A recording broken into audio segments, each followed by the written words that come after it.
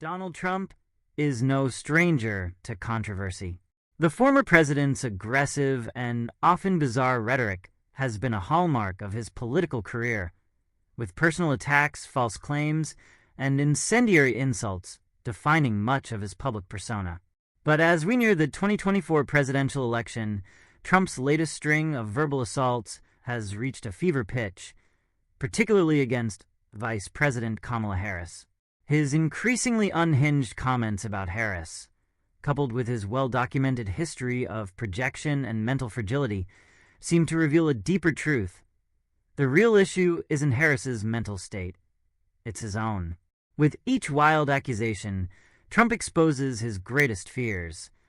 The prospect of losing to a woman of color no less, and the looming shadow of his own mental decline. As Trump ramps up attacks that Harris is mentally impaired and Joe Biden is crooked, we must ask ourselves, what is Trump truly afraid of?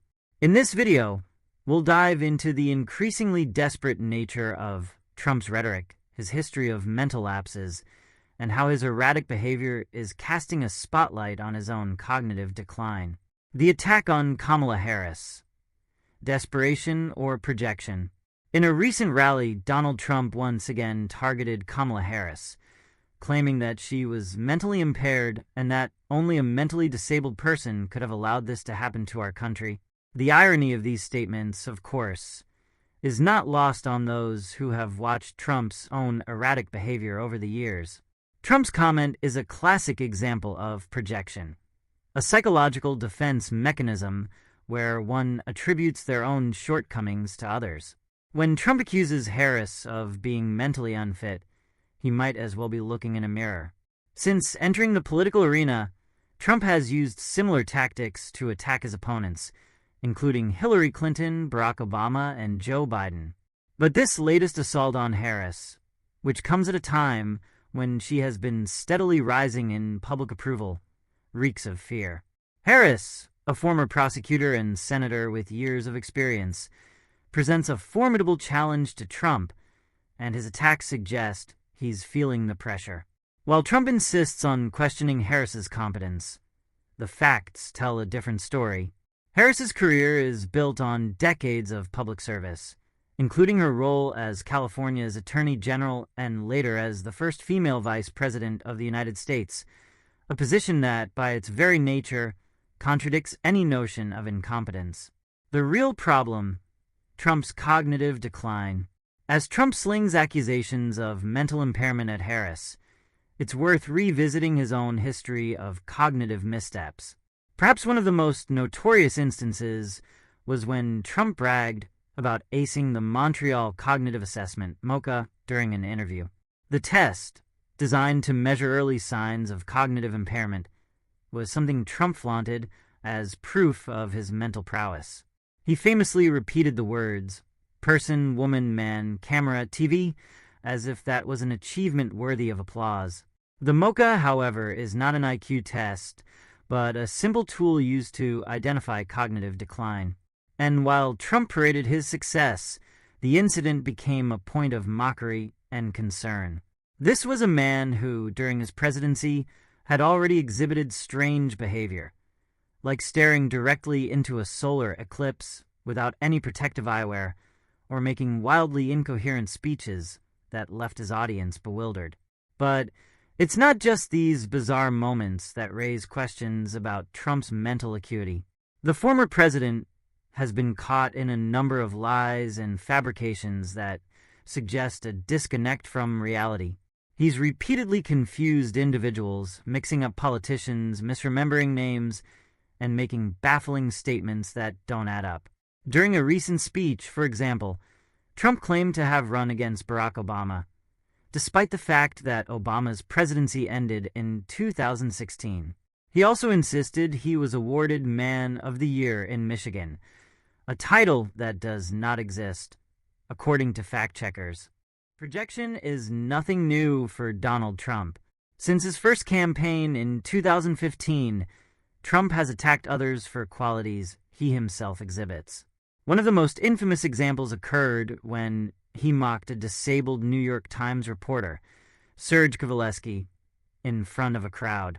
The incident was universally condemned, but it didn't stop Trump from continuing his pattern of belittling those he perceives as weak. Ironically, Trump's taunts often reveal more about his own insecurities than they do about his opponents. The case of Kamala Harris is no different.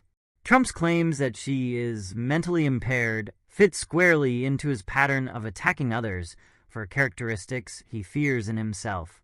Whether it's intelligence, physical health, or emotional stability, Trump's greatest weapon is to accuse others of what he's most afraid of being exposed for.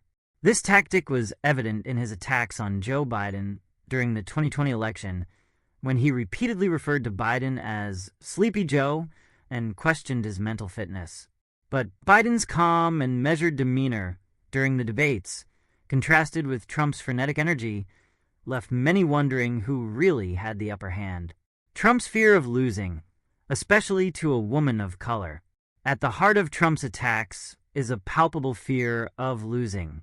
In 2020, his refusal to accept the election results and his attempts to overturn the outcome culminated in the January 6th Capitol insurrection, a violent attempt to maintain his grip on power.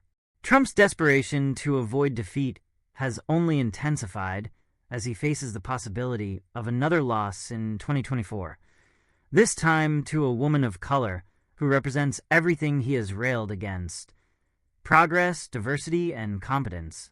Kamala Harris stands as a symbol of the changing face of America, a nation that is becoming more diverse and inclusive. For a man like Trump, who has built his political identity on division and fear, Harris represents an existential threat. It's no wonder, then, that his attacks on her have become so personal and vicious. Trump's fear of being bested by a black woman, someone who embodies the very progress he seeks to undo, fuels his increasingly desperate rhetoric. The GOP's role in Trump's mental breakdown. While Trump's behavior has long been erratic, his recent tirades suggest that his mental state is deteriorating further as the pressure of another election looms. But Trump is not alone in this. The Republican Party, which once stood as a conservative force of reason, has largely fallen in line behind Trump, enabling his most extreme behavior. Instead of condemning his baseless attacks and dangerous rhetoric, GOP leaders have amplified his message, helping to spread his misinformation and lies. This dynamic was evident during the government shutdown crisis, where Republicans used political stunts to distract from Trump's unhinged behavior. GOP officials like Trump have shifted the conversation away from their own failures by attacking Biden and Harris at every turn. However, these tactics only serve to highlight their own desperation. Rather than focusing on policy solutions, the GOP has become the party of Trump, clinging to a man whose mental state is increasingly in question. The media's role and the danger of distraction. The mainstream media has also played a role in amplifying Trump's outrageous claims.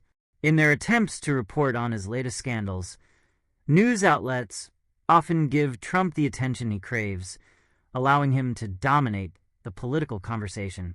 But focusing on his outrageous statements only distracts from the real issues at hand, namely the policies and decisions that affect millions of Americans.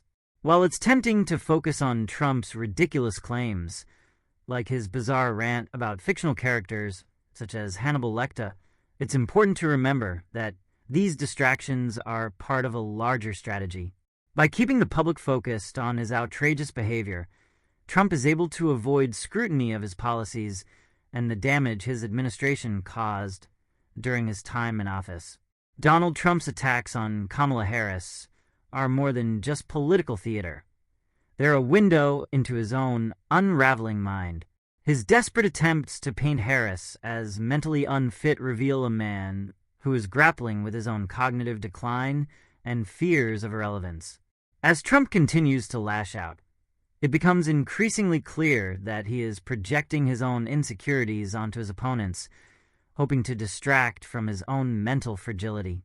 In the end, Trump's greatest fear isn't that Kamala Harris is mentally impaired. It's that she, and others like her, represent the future of America. A future where diversity, competence, and progress replace the fear and division that have defined Trump's political career. As we move closer to the 2024 election, it's crucial to recognize Trump's attacks for what they are: a desperate attempt to stay relevant in a world that is quickly moving beyond him.